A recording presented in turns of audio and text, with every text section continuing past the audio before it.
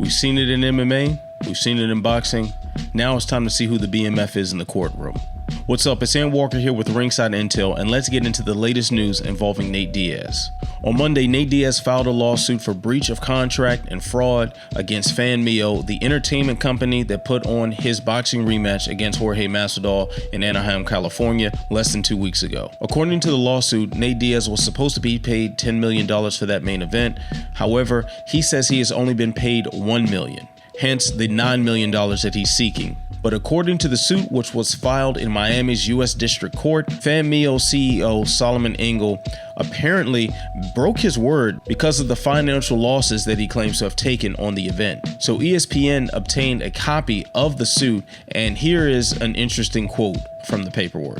In a flurry of desperate calls to Diaz representatives following the event, Engel despondently groveled that he was going to lose more money than he had anticipated on the event if he paid Diaz what he had promised, and that his wife might divorce him because of the financial losses.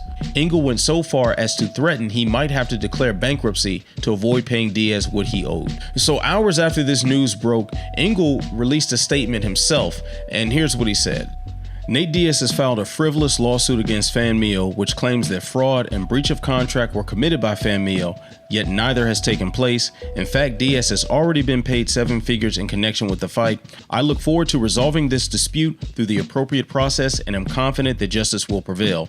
Making salacious and defamatory statements to the media in order to harm my family and I has only strengthened my resolve to ensure that the truth will triumph. Interestingly, both statements don't necessarily contradict one another. Engel is saying that he already paid Diaz 7 figures. Diaz is saying that he's already been paid $1 million, which is 7 figures. But it's also interesting that Engel doesn't directly address the $9 million in question. As this process plays out, it'll be interesting to see just what exactly the original agreement said. Was that additional $9 million a flat fee that was supposed to be paid regardless of what happened? Or was it contingent upon some sort of profit sharing? Also, what about Diaz and Masvidal's roles as promoters in this event? Both Diaz's Real Fight and Masvidal's Game Bread logos were prominently displayed on the promotional material. Were they there as just an imprint, sort of like a recording artist would have a vanity record label attached to an album, while an actual bigger brand is responsible?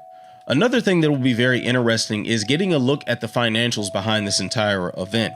As someone who was there, credentialed media, I did receive an email on fight night saying that it was a sellout crowd, 18,040 in attendance. Now, if it wasn't exactly a sellout, it sure was close. The Honda Center was packed. There were a lot of fans there. It was a pretty big atmosphere in the building, but that's just a slight sliver of what the financials actually look like.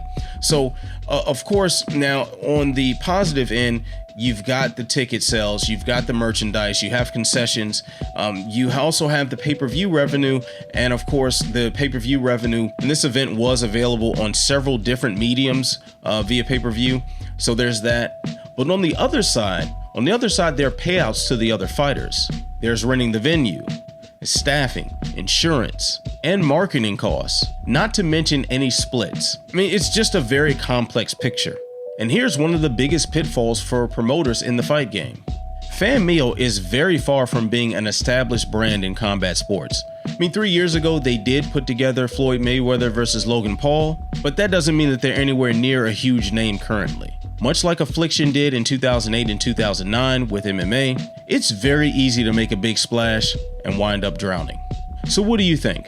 Does this put a big damper on Fanmio's chances of becoming a real fight promotion? Keep in mind, they have Jorge Masvidal's boxing career under contract for 2 more fights, and Engel did tell me post-fight that there were plans in the works to keep Fanmio at the forefront of fight promotion. Remember to like, subscribe, share, tell a friend, tell that friend to tell 10 more friends. Stay locked into Ringside Intel. I'm Ant Walker. Peace.